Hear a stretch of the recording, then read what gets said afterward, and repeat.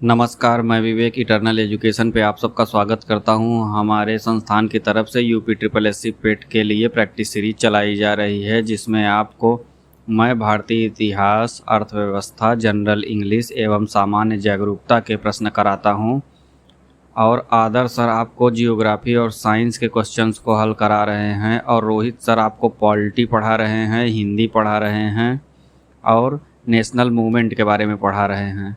ये सीरीज चलती है, रोज़ शाम को आती है। मेरी सीरीज़ रोज़ सुबह को आती है, तो इनको ज़रूर देखें और आपका सिलेक्शन ज़रूर होगा।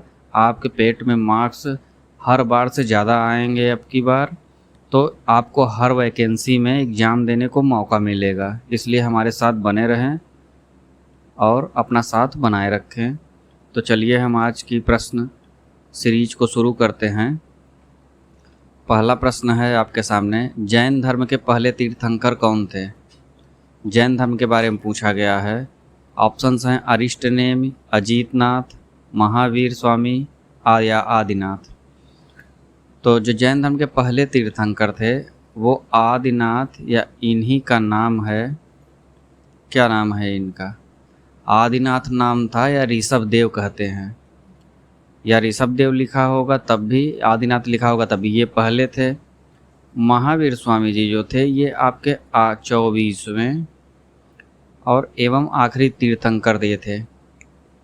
और इनके जस्ट पहले कौन से थे? पार्श्वनाथ जी थे। वो कौन से नंबर पे थे? 23वें नंबर पे थे। महावीर स्वामी जी के बाद कोई तीर्थंकर नहीं हुआ। आगे बढ़ते हैं। शेरशाह सूरी ने किस मुगल शासक को पराजित किया था? ऑप्शंस हैं हुमायूं, तैमूरलंग, जहांगीर, औरंगजेब। ये तो मुगल शासक नहीं था तैमूरलंग।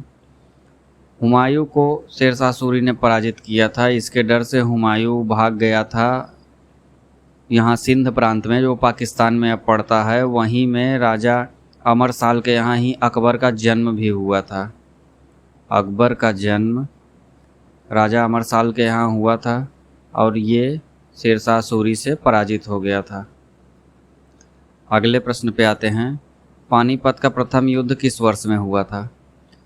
तो पानीपत के कितने युद्ध लड़े गए थे? 1, 2, 3, 3 युद्ध लड़े गए थे। पहला युद्ध कब हुआ था? 1526 ईस्वी में, इसको याद रखिएगा। दूसरा युद्ध कब हुआ था? 1556 में। और तीसरा युद्ध कब हुआ था? 1761 में। इसके बारे में और डिटेल थोड़ी सी आप ये जान सकते हैं कि 1556 में जो युद्ध हुआ था ये बैरम खां और हेमू के बीच हुआ था। और ये जो हुआ था मराठा सेनापति सदाशिव राव एवं अहमद शाह अब्दाली के बीच हुआ था, जिसमें मराठाओं की बहुत बुरी तरह से हार हो गई थी। आगे बढ़ते हैं। निम्नलिखित में से कौन से संत शिवाजी के समकालीन थे? ये एग्जाम में पूछे गए प्रश्न हैं। ऑप्शन हैं चैतन्य महाप्रभु, तुकाराम, नामदेव, शंकराचार्य। तो शिवाजी के समकालीन जो थे वो कौन से थे? नामदेव जी थे। चैतन्य महाप्रभु किसके समकालीन थे?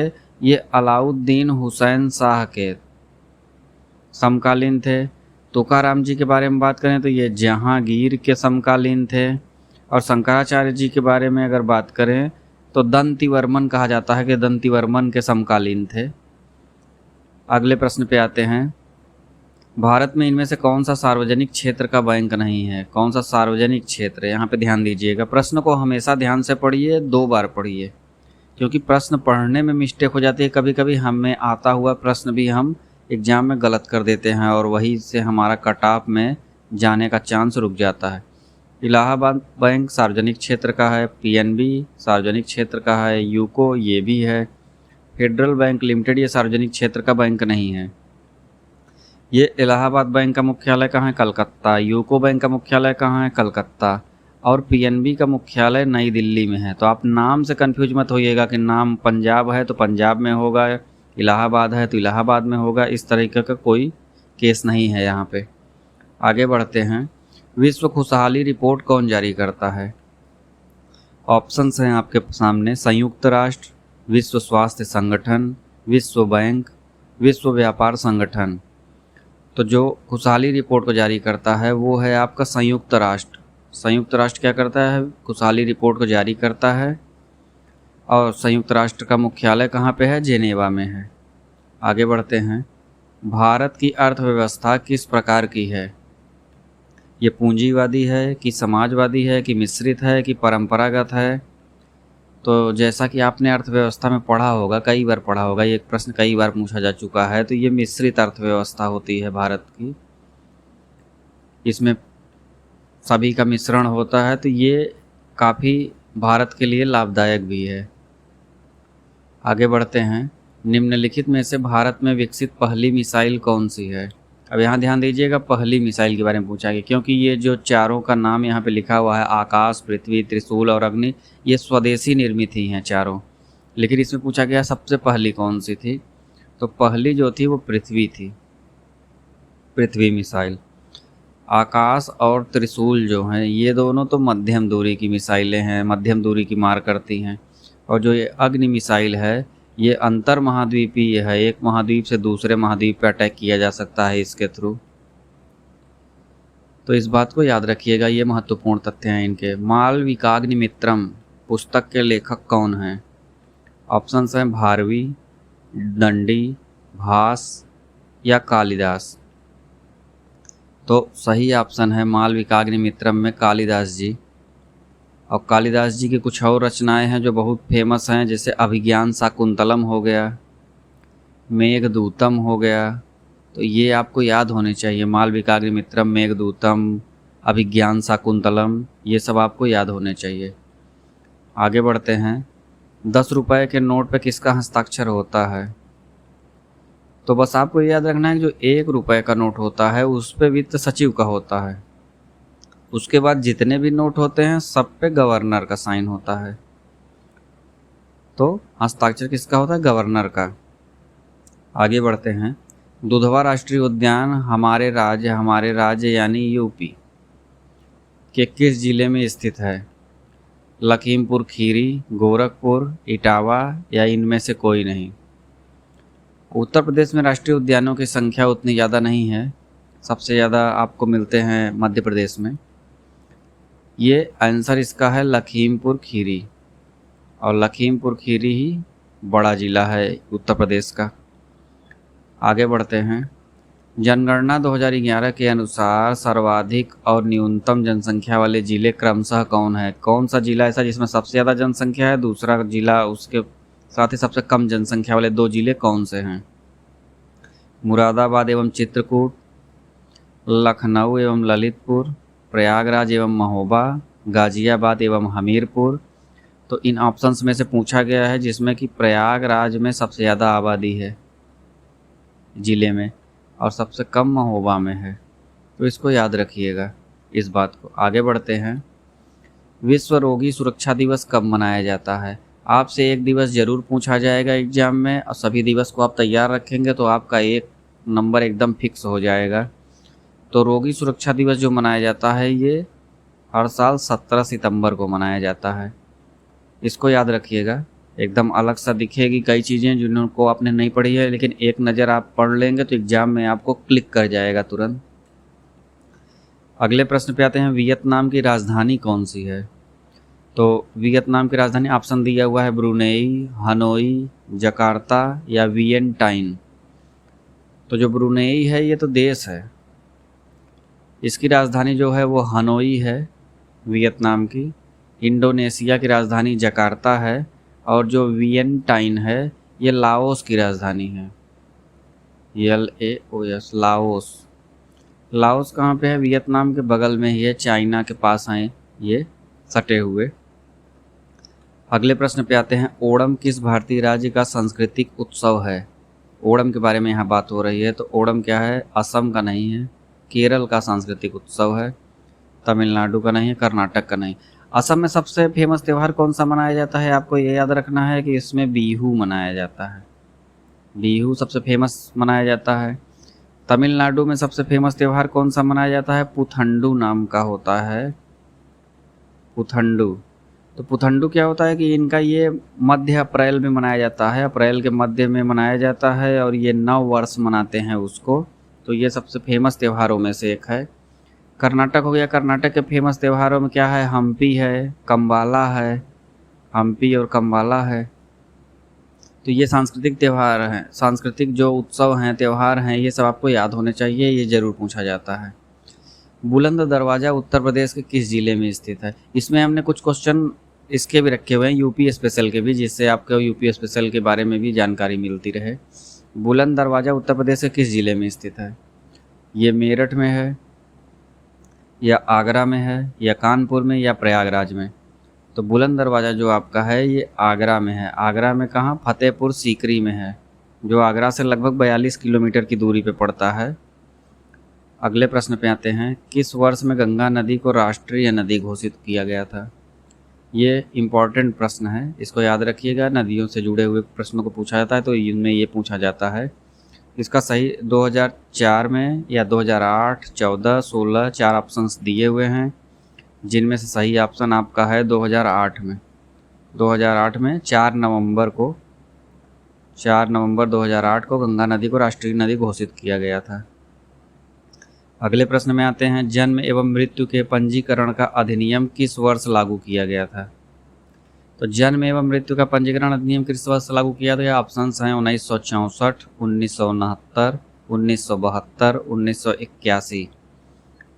तो इसमें चारों में जो सही ऑप्शन है वो आपका 2 नंबर है, 1969। इसको याद रखिएगा आप। आगे बढ़ते हैं, उत्तर प्रदेश सरकार की एक जिला एक उत्पाद योजना का लक्ष्य उत्तर प्रदेश में किस चीज़ को प्रोत्साहित करना है? कृषि नवाचार को प्रोत्साहित करना चाहते हैं, या डिजिटल वॉलेट को प्रोत्साहित करना है, या स्वदेशी एवं विशेष उत्पाद को प्रोत्साहित करना है, या कंप्यूटर ज्ञान को प्रोत्साहित करना है? तो जो प्रोत्साहन देना है इनको प्रोत्साहन देना है स्वदेशी एवं विशेष उत्पादों के बारे में, क्योंकि एक जिला एक उत्पाद, स्वदेशी चीज़ों को आपको लोकल के लिए ही वोकल होना है, इसको और बड़े स्तर पे ले जाना है, पूरे भारत में फेमस करना है और विदेशों में भी हमें निर्यात करना है इन चीज़ों को। उसके लिए एक जिला एक उत्पाद योजना चलाई गई थी। अगले प्रश्न पे आते हैं, किस क्रांति से भारत विश्व का सबसे बड़ा दुग्ध उत्पादक देश बन गया है? तो ऐसी दुग्ध उत्पादन ऑपरेशन फ्लड हुआ था। ऑपरेशन फ्लड को दूसरी भाषा में क्या कहते हैं? श्वेत क्रांति। इसी को श्वेत क्रांति बोलते हैं, इसी को ऑपरेशन फ्लड बोलते हैं। इसके प्रणेता जो थे वर्गीज कुरियन जी थे, उनको हमेशा याद रखिएगा। अभी अभी हाल ही में MS स्वामीनाथन जी का निधन हो गया, वो हरित क्रांति के प्रणेता थे। आगे बढ़ते हैं, which one is not a synonym of accord? समझौता, एकॉर्ड माने क्या होता है? समझौता। इसका सिनोनिम नहीं है, ये ध्यान दीजिएगा, नॉट अ सिनोनिम, सिनोनिम नहीं बता देना है। तो ग्रांट, हाँ इससे जुड़ा हुआ है। कन्फर, हाँ ये भी एकॉर्ड से जुड़ा हुआ है। एग्री, ये भी एकॉर्ड से जुड़ा हुआ है। वरी का मतलब चिंता होता है, ये नहीं है। आगे बढ़ते हैं, अब आपको सिनोनिम बताना है एनालिसिस का। ऑप्शंस हैं एज्ड, ड्रेड, रिव्यू या डिस्गस्ट। तो जो एनालिसिस किसी चीज़ का विश्लेषण करना, रिव्यू किसी चीज़ को का विश्लेषण ही एक तरीके से करना होता है, तो इसका जो सिनोनिम होगा वो आपका रिव्यू होगा। तो आपको ये याद होना चाहिए, याद कर लीजिए इसको। करेक्ट सिनोनिम आप एरोगेंट का पूछा है। एरोगेंट मतलब घमंडी टाइप का जो हो एकदम, तो प्राउड माने घमंडी, घमंड, तो ये इससे जुड़ा हुआ है, ये करेक्ट सिनोनिम हो गया। अप्रोच नहीं होता, अप्रोच किसी को अप्रोच करना होता है। पियर जो होता है आपका, पियर का मतलब किसी के समकक्ष जो होता है। अफ्रेड मतलब डरा हुआ होता है। आगे बढ़ते हैं, correct antonym of admire? Admire मतलब किसी की प्रशंसा करना, एडमायर करना, किसी भी चीज़ को एडमायर करना। तो इसका एंटोनिम क्या है? इसका एंटोनिम आपका डिस्पाइज, रिजेक्ट, नॉर्मल या नेटिव, इनमें से कौन सा है? तो इनमें से जो है आपका डिस्पाइज है। अब देखिए, रिजेक्ट कर देना, नॉर्मल साधारण हो गया, नेटिव जो वहाँ का निवासी हो गया, और डिस्पाइज जो है, डिस्पाइज का मीन्स होता है घृणा। ये किसी की प्रशंसा हो गई, प्रशंसा करना और घृणा करना किसी से, तो ये उसका एंटोनिम हो गया। आगे बढ़ते हैं, करेक्ट एंटोनिम काम का। काम मतलब शांत, तो जो शांत हो उसका एंटोनिम आपको बताना है। तो ऑप्शंस हैं डिट्रीमेंट, फूलिश, फ्रैंटिक, लिबरेट। अब जो बाकी है डिट्रीमेंट, ये हानि हो गया, पुलिस मूर्ख हो गया, फ्रंटिक जो है ये उत्तेजित होता है। तो जो ये उत्तेजित होता है यही इसका उत्तेजना का क्या हो गया, शांत व्यक्ति का जो आप एंटोनिम देखेंगे तो वो क्या हो जाएगा, फ्रंटिक, उत्तेजित। और लिबरेट जो दिया हुआ है, लिबरेट का मतलब होता है स्वतंत्र, आज़ाद हो गया, स्वतंत्र। तो आज की ये सीरीज यहीं पे पूरी होती है। 25 क्वेश्चंस कंप्लीट हो गए और ये सीरीज डेली चल रही है। इसका ये चौथा भाग है। तो जिन्होंने पहले के भाग ना देखे हों वो जाके पहले के भाग देख लें, जिससे कोई भी प्रश्न आपका एग्जाम में छूटे ना। आप जियोग्राफी की सीरीज बराबर देखिए, साइंस उसमें रहेगा, आप पॉलिटी की देखिए, नेशनल मूवमेंट उसमें मिलेगा, आपको हिंदी भी मिलेगा, वो रोहित सर करवा रहे हैं, बहुत ही बेहतरीन वो पढ़ाते हैं। आदर्श सर आपको बहुत अच्छा एक्सप्लेनेशन करते हैं, वो पूरा आपको जियोग्राफी और साइंस बहुत ही चुटकियों में सिखा देंगे, बहुत ही आसान भाषा में। तो आप लोग उसको देखते रहिए और हमारे साथ साथ बनाए रखिए। और आपको अगर अच्छा लगता है तो आप लाइक ज़रूर करिए, क्योंकि ये सब चीज़ें बनाने में, तैयार करने में मेहनत बहुत लगती है टीम की। तो टीम का उत्साहवर्धन करने के लिए आप लाइक ज़रूर करें। आज के लिए इतना ही, धन्यवाद। मिलते हैं आपसे अगली वीडियो में।